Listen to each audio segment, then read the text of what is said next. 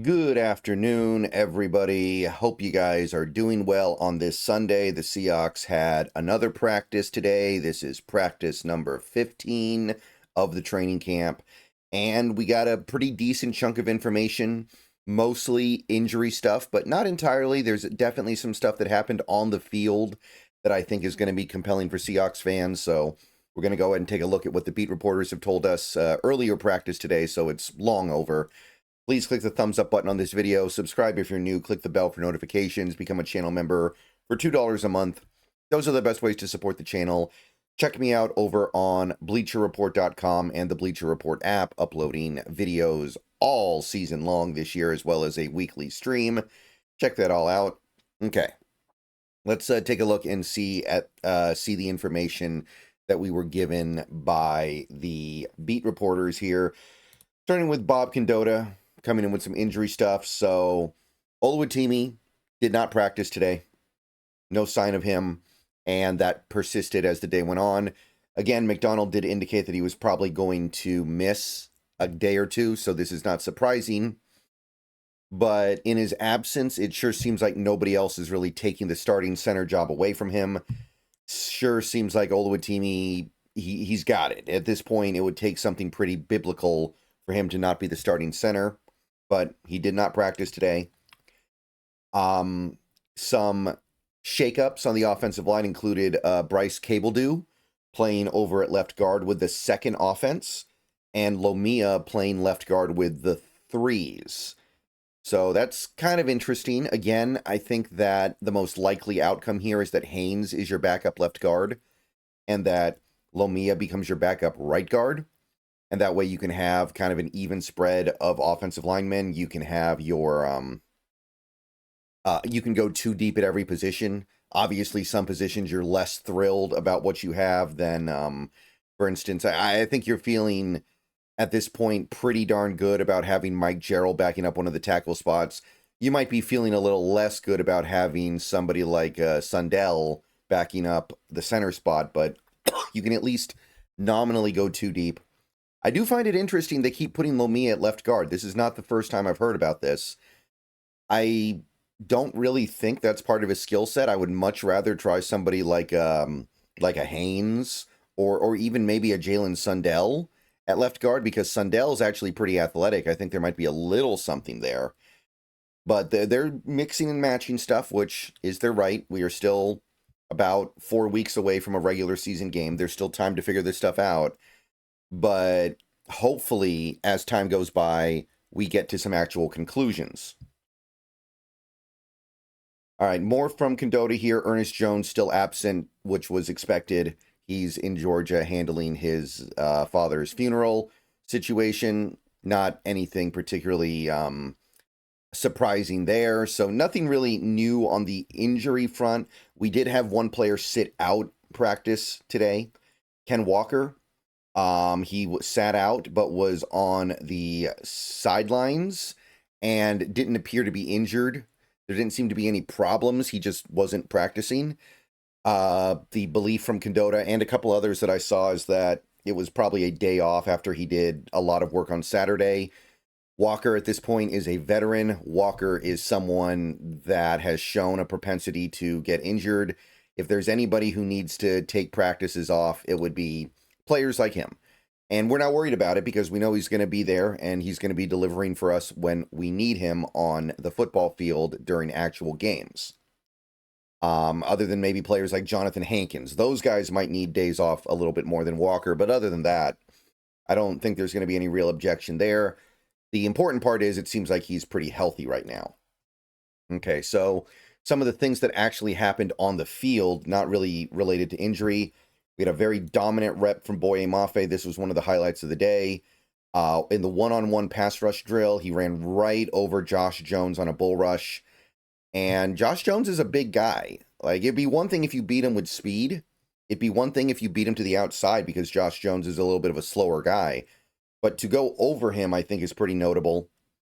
Also, he gives a little bit of a shout out to Tyreek Smith for looking good in team drills and the one-on-one. That's a guy who may end up earning a little bit of playing time this year because of the Nwosu injury. It's at least possible. It's at least theoretically conceivable. And I'm not terribly excited about it. I'm not pumped about it. But maybe they just decide we don't want to give up the assets to go get a better player. We don't want to give up the cap space. I don't know why you wouldn't want to give up the cap space because we have so much, but maybe they like Tyreek Smith, and that's fine, I guess. He did look good in the preseason game, and according to the beat reporters, he looks really good in practice as well. All right, so beyond that, let's see here. We got more stuff from Torrey Horton. This is the guy we're hearing good stuff about pretty much every day. He got reps with the #1 offense again, and this is notable because MVS is working with the second team still. This has become a recurring theme. Horton is actually getting reps with the ones over the over MVS. At this point, it sure seems like it is inevitable what is going to happen here. And that's pretty exciting because I didn't expect big things from Horton this year, mostly because of the injury, but he is clearly very past that, and he is very clearly going to be providing some important parts of this offense for us, man. This is great. This is awesome news. And a lot of people have been asking, do I think MVS will make the team? I imagine he still will. You want to have a veteran that you have some trust in hanging around just in case. You want to have a veteran in the building in the event that Horton hits some kind of a rookie wall or he gets to the regular season and the lights are a little too bright. But at this time, I have to expect, I think it's time to make the flip here. I think Horton's going to be your #3 receiver. Caught a red zone touchdown pass from Sam Darnold in this practice session. He's doing everything you could ask. There was one interception today. It was from Jarek Reed on an overthrown deep ball from Drew Lock. That was the only interception that any quarterback threw today, to my knowledge. It was pretty locked in by all three quarterbacks, honestly. And this is, of course, very, very important. This is very, very key here because guys like Jarek Reed are really fighting for their roster life here. Jarek Reed is in an intense battle with Okada and I'd say Bell, but Bell's going to make the team. I don't think there's any way Bell doesn't make the team. I like the way he looked in the preseason game, and I think his special teams acumen alone puts him over the top. Anyway, Jarek Reed, he's not done yet. And obviously, AJ Finley going on IR slims the competition down a little bit, but there's no way all three of these guys make the team. Bell, Okada, and Reed are not all going to make the team. There's just no way that happens. And it also depends on how we look at Emmanwori. Is Emmanwori going to be our backup safety, or is he going to be a full-time nickel corner, and we're looking at other stuff for safety? It's hard to figure out. One thing that Dugar noticed today during the wide receiver versus corner and tight end versus safety stuff, Nick Emmanwori took a press man rep outside against Jake Bobo. Now, you don't really play press from the slot. And this, I mean, there's two ways to read into this, I guess, right? One is that we're looking at Bobo as a tight end, which I don't think that's really going to be the play. The other is you're looking at maybe playing Nick Emmanwori a little bit on the outside at corner, which people have talked about that. I know that there are some people out there that have wondered, is this guy going to be able to best utilize his skill set as an outside cornerback in the NFL, or at least in part be that? And now we're seeing it in practice a little bit. That's kind of exciting, not because I want him to be a full-time outside corner, especially not for this team that is pretty loaded there, that I'm pretty happy with what we have at the outside corner spots. But just the fact that we are pushing for maximum flexibility with this guy and really trying to find things that he can do effectively. That's pretty intriguing to me.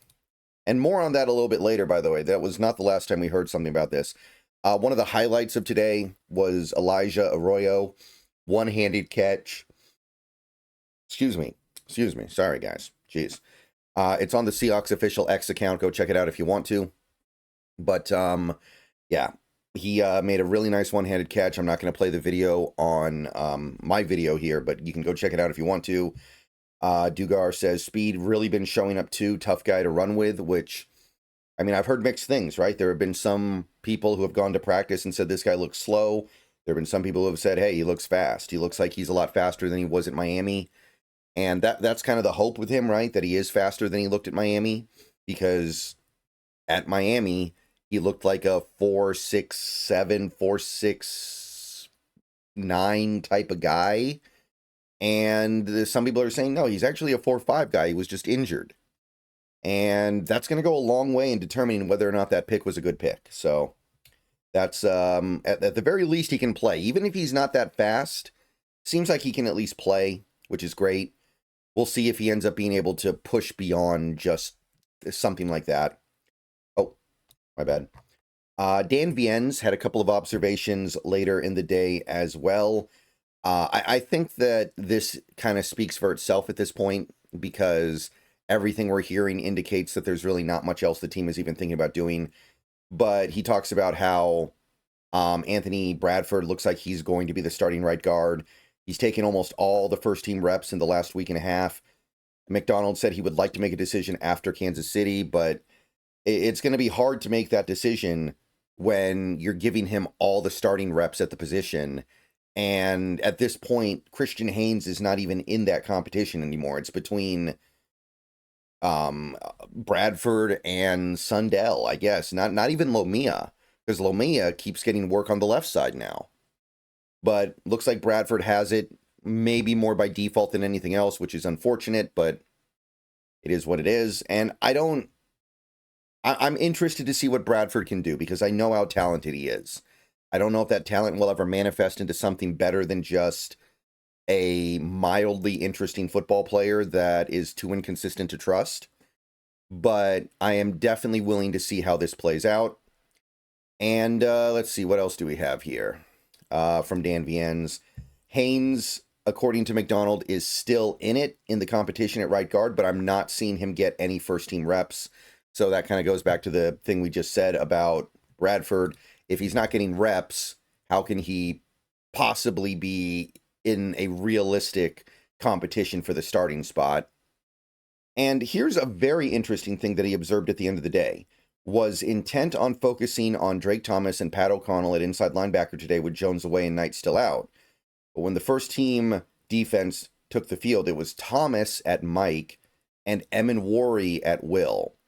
So, first of all, maybe that indicates that Pat O'Connell is kind of... I don't think he looked good in the preseason game. I don't think that he did himself any favors with the way he played. He made like one good play. But other than that, I saw some real problems. He just looks a little too slow out there.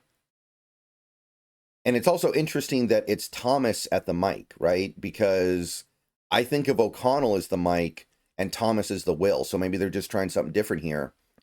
But the more interesting thing here, of course, Emmanwori at Will. Again, trying him everywhere, letting his flexibility and athleticism take him all over the field. This is the dream for a guy like McDonald, getting somebody like Emmanwori who physically can do anything. And the fact that they're actually trying this already, because we've already heard, they're playing him at safety, they're playing him at nickel corner, they're playing him at outside corner now, they're playing him at linebacker, they're playing him at edge rusher. This is the dream for a guy like McDonald. This is the dream, I think, for any defense, really, but especially a guy like McDonald. That is something that really kind of get some juice in me, because it shows me that the things that we as fans talk about during the offseason that we dream about that often don't happen, they're actually potentially going to happen. And I think that with how shallow this team is at linebacker, with really two decent starters, or maybe even good starters, but no depth, a guy like Emmanwori being able to play linebacker is huge. So I really like that. All right, that's it for what I have seen from today. Let me know what you guys think. I will be getting out of here. I should be streaming tonight on Twitch. It should be a longer stream as well. We're doing more Phantom Pain. Tune in if that sounds fun to you. Go Hawks. And keep an eye on the Bleacher Report stuff. Should be another video going up sometime tomorrow morning.